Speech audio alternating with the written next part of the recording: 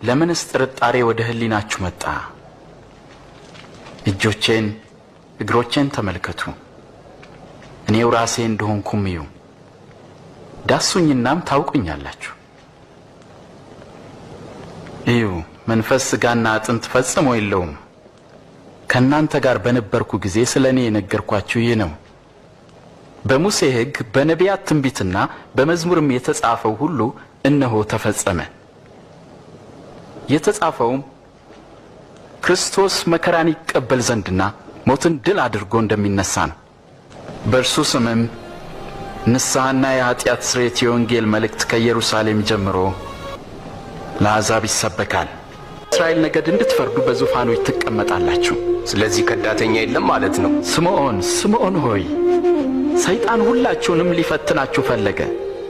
እንደ ስንዴ ሊያበጥራችሁና ሊፈትናችሁ አብዝቶ ለመነ።